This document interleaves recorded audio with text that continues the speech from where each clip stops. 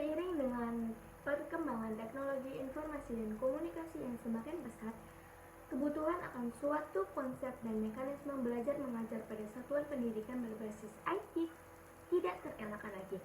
Konsep yang kemudian terkenal dengan sebutan e-learning ini membawa pengaruh terjadinya proses transformasi pendidikan konvensional ke dalam bentuk digital, baik secara isi maupun sistemnya. Saat ini konsep e-learning sudah banyak diterima oleh masyarakat dunia, terbukti dengan maraknya implementasi e-learning khususnya di lembaga pendidikan, contoh baik di sekolah, training maupun universitas. Oke, pada kesempatan kali ini kelompok 3 akan membahas tentang infrastruktur e-learning. Perkenalkan, nama saya Naya Alifa Salsabila dan saya akan menjelaskan tentang komponen-komponen e-learning. E-learning yang terintegrasi atau terbentuk ini mempunyai 9 komponen. Yang pertama adalah infrastruktur e-learning. Infrastruktur e-learning dapat berupa perangkat komputer, jaringan komputer, internet, dan peralatan multimedia. Termasuk di dalamnya adalah teleconference apabila kita memberikan layanan synchronous learning melalui teleconference. Nah, synchronous learning ini mengacu pada sekelompok orang belajar hal yang sama pada saat yang sama di tempat yang sama. Ini adalah jenis pedagogi yang dipraktekkan di sebagian besar sekolah atau program sarjana, tapi tidak untuk program pasca sarjana. Nah, yang kedua adalah Learning Management System atau yang biasa kita sebut dengan Sistem Belajar Manajemen atau LMS. Yang sekarang kita gunakan sebagai mata pelajaran TOEFL dan Tarjamah Arabiyah Indonesia.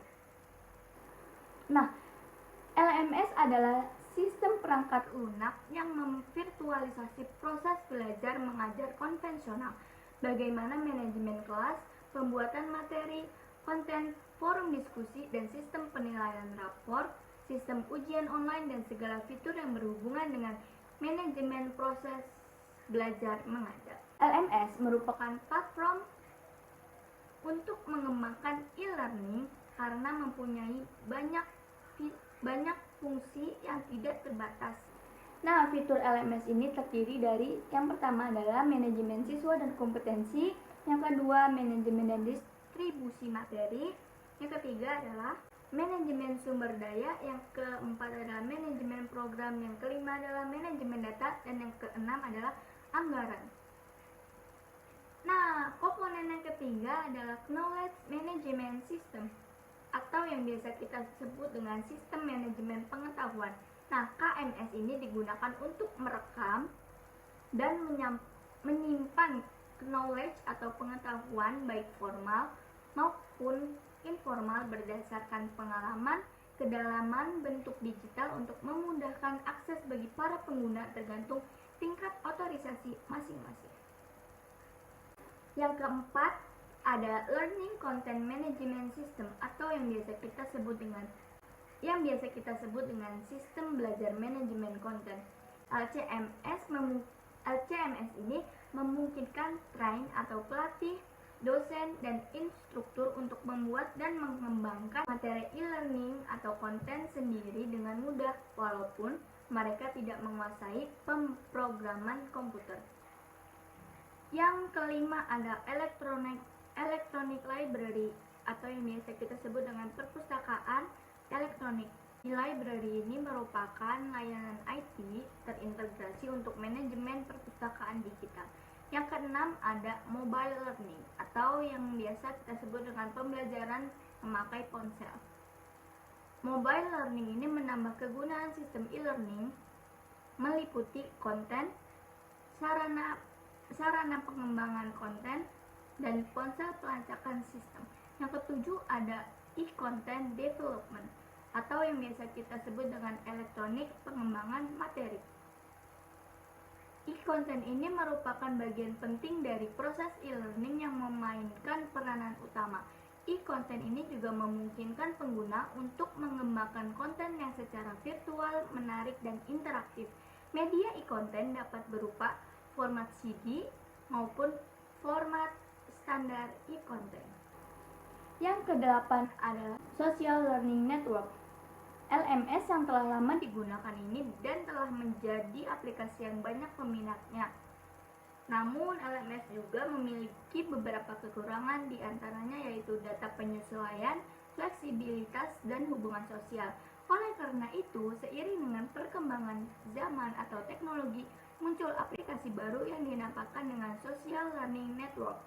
Sebuah aplikasi yang dikembangkan untuk menerapkan konsep hubungan sosial dan kepedulian sosial sehingga siswa dapat belajar sekaligus berinteraksi sosial dengan lebih aman apabila menggunakan SLN ini.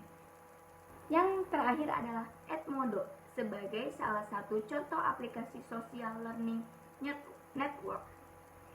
Salah satu contoh aplikasi yang berbasis pada konsep hubungan sosial adalah Edmodo.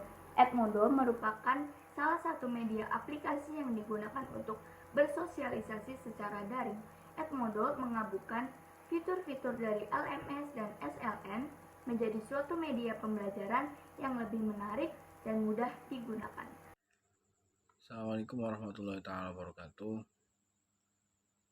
Bagian B itu karakteristik e-learning.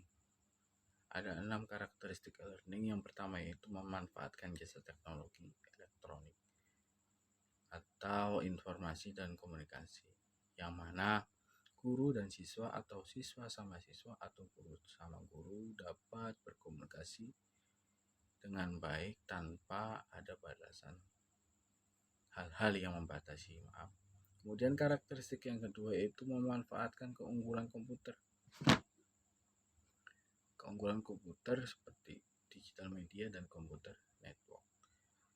Karakteristik yang ketiga itu menggunakan bahan pelajaran yang bersifat mandiri, yang dapat disimpan di komputer sehingga dapat diakses oleh guru dan siswa kapan saja dan di mana saja.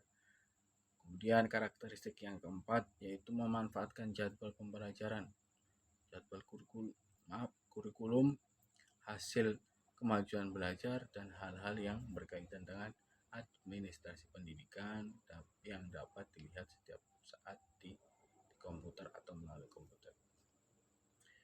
Kemudian karakteristik yang kelima itu materi pembelajaran dapat disimpan di komputer. Dan yang terakhir, manfaat komputer untuk proses pembelajaran dan juga mengetahui hasil kemajuan belajar, administrasi pendidikan, serta untuk mengetahui informasi yang banyak dari berbagai sumber informasi. Dari beberapa karakteristik di atas tadi, diperoleh pengetahuan bahwa pengembangan e-learning itu tidak semata-mata hanya menyajikan materi pembelajaran secara online, namun harus komunikatif dan menarik. Seperti contoh, seorang kita sebagai guru atau calon guru itu membuat materi dengan didesain sangat menarik yang seolah-olah siswa itu sedang berhadapan langsung dengan guru, walaupun itu melalui layar komputer yang dihubungkan dengan melalui jaringan internet. Secara ringkas, e-learning perlu diciptakan seolah-olah peserta didik belajar secara konvensional, hanya saja dipindahkan ke dalam sistem digital melalui internet.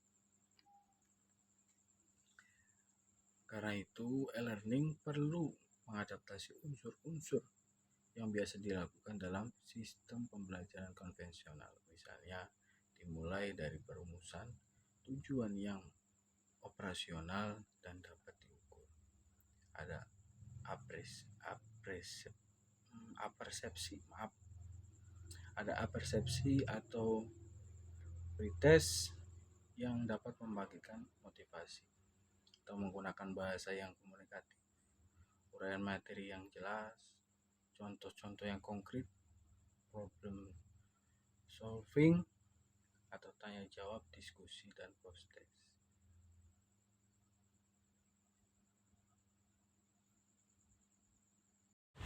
Selanjutnya, efektivitas e-learning. Nah, program e-learning ini yang efektif dimulai dengan perencanaan dan terfokus pada kebutuhan kebutuhan bahan pelajaran, dan kebutuhan mahasiswa. Teknologi yang tepat hanya dapat diseleksi ketika elemen-elemen ini dan mengerti secara detail kenyataannya. Kesuksesan program e-learning ini berhubungan dengan usaha yang konsisten dan integrasi dari mahasiswa, fakultas, fasilitator, staf penunjang, dan administrator. Sehubungan dengan konsep pendidikan, peran utama dari mahasiswa ini adalah untuk belajar dengan sukses merupakan tugas yang penting, sehingga perlu didukung oleh keadaan lingkungan yang baik, membutuhkan motivasi, perencanaan, dan kemampuan untuk menganalisa dan menggunakan instruksi atau modul yang terbaik. Nah, ketika instruksi disampaikan pada suatu jarak tertentu, menghasilkan tantangan tambahan dan karena mahasiswa ini sering terpisah dari kebersamaan, latar belakang, dan interest lainnya, mempunyai hanya sedikit kesempatan untuk berinteraksi dengan dosen di luar kelas, dan harus tergantung pada hubungan teknis. Nah, diantaranya efektivitas e-learning ini yaitu pertama, lembaga atau universitas. Nah, kesuksesan semua e-learning bergantung pada tanggung jawab lembaga atau universitas. Fakultas bertanggung jawab pada pemahaman materi dan pengembangan pemahaman tersebut sesuai dengan kebutuhan mahasiswa. Yang kedua itu fasilitator. Nah, fakultas merasa lebih efisien bila berhubungan dengan fasilitator setempat dan bertindak sebagai jembatan antara mahasiswa dan fakultas. Supaya lebih efektif, seorang fasilitator ini harus mengerti kebutuhan para mahasiswa yang dilayani dan harapan yang diinginkan fakultas. Nah, lebih penting lagi, fasilitator ini mengikuti arahan yang sudah ditentukan oleh fakultas. Nah, ketiga ini staf penunjang. Staf penunjang kebanyakan kesuksesan program e-learning berhubungan juga dengan penunjang fungsi-fungsi pelayanan seperti registrasi mahasiswa, perbaikan dan penyampaian materi kuliah, pemesanan buku teks, penjagaan copyright, penjadwalan, pemrosesan laporan, pengelolaan sumber daya teknis. Staf penunjang merupakan kebutuhan utama untuk menciptakan keadaan sehingga e-learning tetap pada jalur yang benar. Ketiga itu administrator. Nah, meskipun administrator ini biasanya ikut dalam perencanaan suatu program e-learning, mereka sering kehilangan kontak dengan manajer teknis ketika program sedang beroperasi. Administrator e-learning yang efektif bukan hanya sekedar memberikan ide, tapi perlu juga bekerja sama dan membuat konsensus dengan para pembangun, pengambil keputusan, dan pengawas ya. Mereka harus bekerjasama dengan profesional teknis dan staf penunjang. Nah, meyakinkan bahwa memberdayakan teknologi itu perlu dikembangkan secara efektif untuk keperluan misi akademis ke depan. Nah, lebih penting lagi bahwa dalam mengelola suatu akademik ini perlu merealisasikan bahwa kebutuhan dan kesuksesan para mahasiswa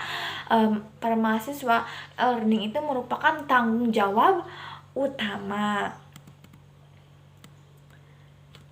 Sekian dari kami, kurang lebihnya mohon maaf. Wabillahi taufiq wal hidayah. Wassalamualaikum warahmatullahi wabarakatuh.